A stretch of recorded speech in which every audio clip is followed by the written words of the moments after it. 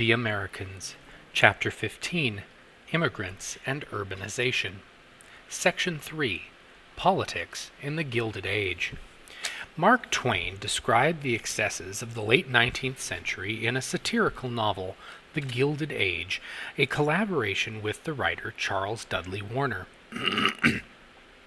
The title of the book has since come to represent the period from the 1870s to the 1890s. Twain mocks the greed and self-indulgence of his characters, including Philip Sterling, A Personal Voice, Mark Twain, and Charles Dudley Warner. There are many young men like him, Philip Sterling, in American society, of his age, opportunities, education, and abilities, who have really been educated for nothing and have let themselves drift in the hope that they will somehow and by some sudden turn of good luck the golden road to fortune. He saw people all around him, poor yesterday, rich today, who had come into sudden opulence by some means which they could not have classified among any of the regular occupations of life. Twain's characters find that getting rich quick is more difficult than they had thought it would be. Investments turn out to be worthless, politicians' bribes eat up their savings. The glittering exterior of the age turns out to hide a corrupt political core and a growing gap between the few rich and the many poor. Part 1. The Emergence of Political Machines. In the late 19th century, cities experienced rapid growth under inefficient government. In a climate influenced by dog-eat-dog social Darwinism, cities were receptive to a new power structure, the political machine, and a new politician, the city boss. The political machine. An organized group that controlled the activities of a political party in a city, the political machine also offered services to voters and businesses in exchange for political or financial support. In the decades after the Civil War, political machines gained control of local government in Baltimore, New York, San Francisco, and other major cities. The machine was organized like a pyramid. At the pyramid's base were local precinct workers and captains who tried to gain voters' support on a city block or in a neighborhood, and who reported to a ward boss. At election time, the ward boss worked to secure the vote in all the precincts in the ward or electoral district. Ward bosses helped the poor and gained their votes by doing favors or providing services. As Martin Lomasney, elected ward boss in Boston's West End in 1885, explained, "There's got to be in every ward somebody that any bloke can come up to and get help. Help, you understand. None of your law and your justice, but help." At the top of the pyramid was the city boss, who controlled the activities of the political party throughout the city. Precinct captains, ward bosses, and the city boss worked together to elect their candidates and guarantee the success of the machine. The role of the political boss. Whether or not the boss officially served as mayor, he controlled access to municipal jobs and business licenses, and influenced the courts and other municipal agencies. Bosses like Roscoe Conkling in New York used their power to build parks, sewer systems, and waterworks, and gave money to schools, hospitals, and orphanages. Bosses could also provide government support for new businesses, a service for which they were often paid extremely well. It was not only money that motivated city bosses.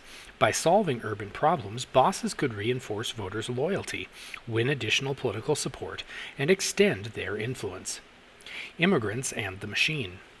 Many precinct captains and political bosses were first-generation or second-generation immigrants. Few were educated beyond grammar school. They entered politics early and worked their way up from the bottom.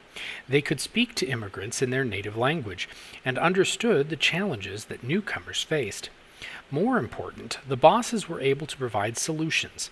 The machines helped immigrants with naturalization, attaining full citizenship, housing, and jobs, the newcomers' most pressing needs.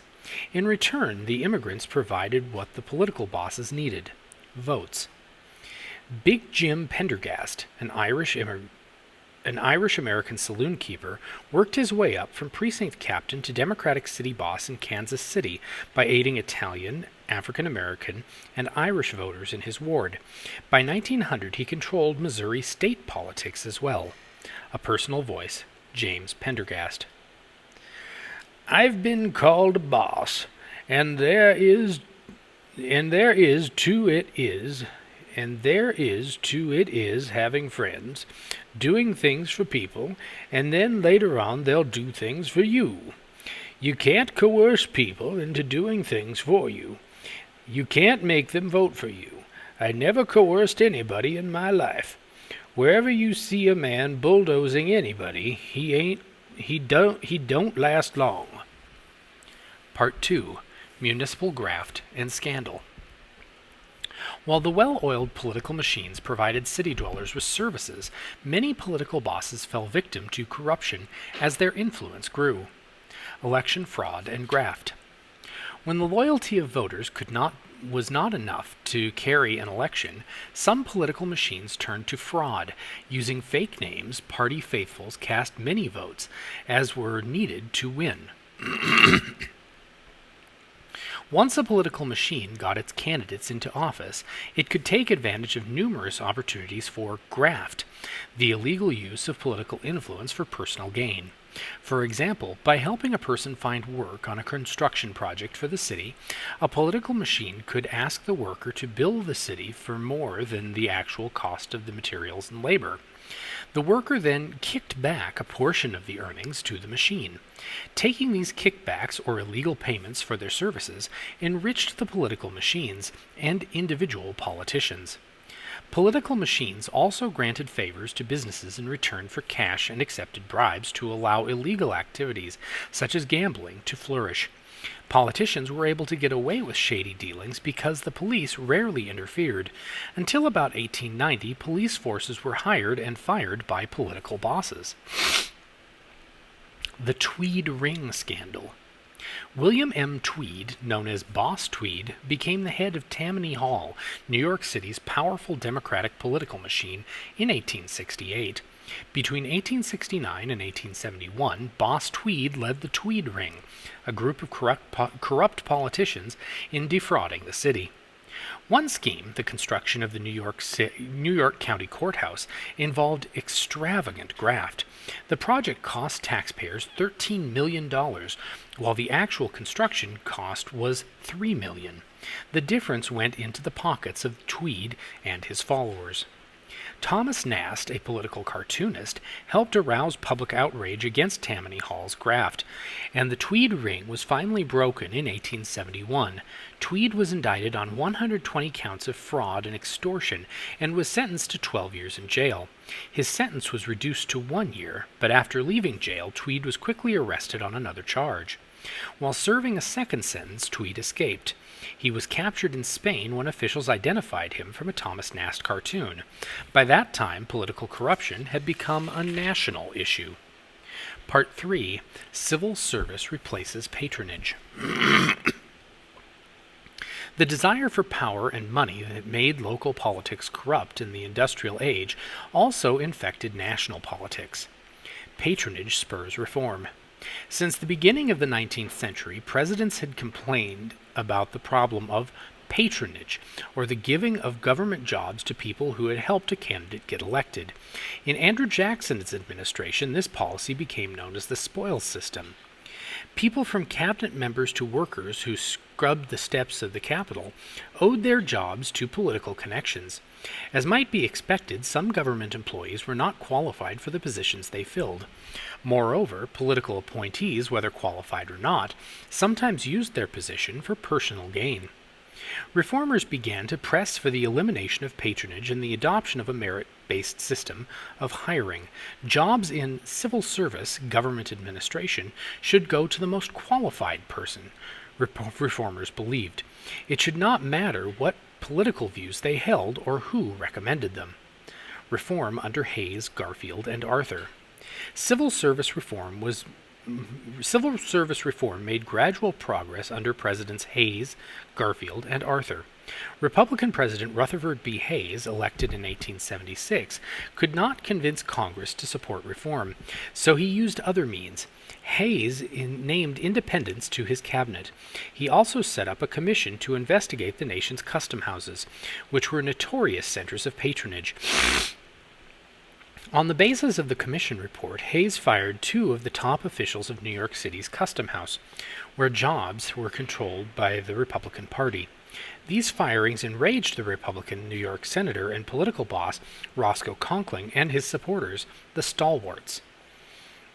When Hayes decided not to run for re-election in 1880, a free-for-all broke out in the Republican convention between stalwarts, who opposed changes to the spoils system, and reformers.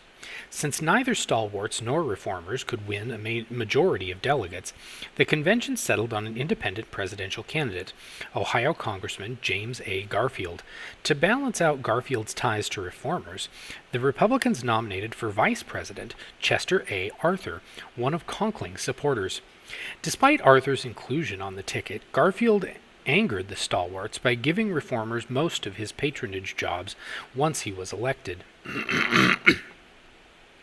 On July 2, 1881, as President Garfield walked through the Washington, D.C. train station, he was shot 2 times by a mentally unbalanced lawyer named Charles Guiteau, whom Garfield had turned down for a job.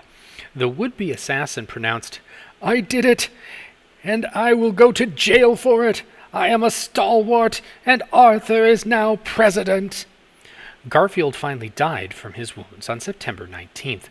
Despite his ties to the stalwarts, Chester Arthur turned reformer when he became president. His first message to Congress urged legislators to pass a civil service law. The resulting Pendleton Civil Service Act of 1883 authorized a bipartisan civil service commission to make appointments to federal jobs through a merit system based on candidates' performance on an examination.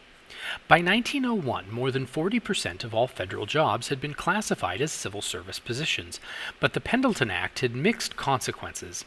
On the one hand, public administration became more honest and efficient.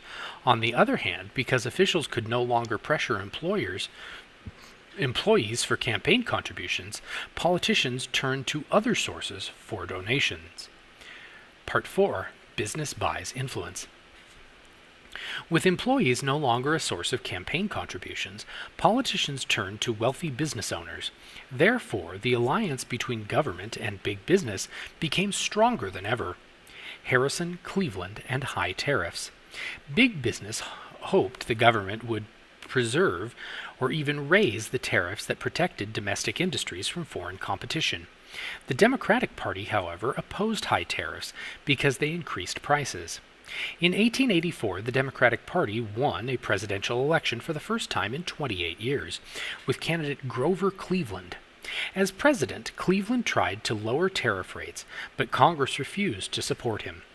In 1888, Cleveland ran for re-election on a low-tariff platform against a former Indiana senator, Benjamin Harrison, the grandson of President William Henry Harrison. Harrison's campaign was financed by large contributions from companies that wanted tariffs even higher than they were. Although Cleveland won about 100,000 more popular votes than Harrison, Harrison took a majority of the electoral votes and the presidency. He signed the McKinley Tariff Act of 1890, which raised tariffs on manufactured goods to their highest level yet. In 1892, Cleveland was elected again, the only president to serve 2 non-consecutive terms. He supported a bill for lowering the McKinley tariff, but refused to sign it because it also provided for federal income tax. The Wilson-Gorman tariff became law in 1894 without the president's signature. In 1897, William McKinley was inaugurated president and raised tariffs once again. The attempt to reduce the tariff had failed, but the spirit of reform was not dead. New developments in areas ranging from technology to mass culture would help redefine American society as the United States moved into the 20th century.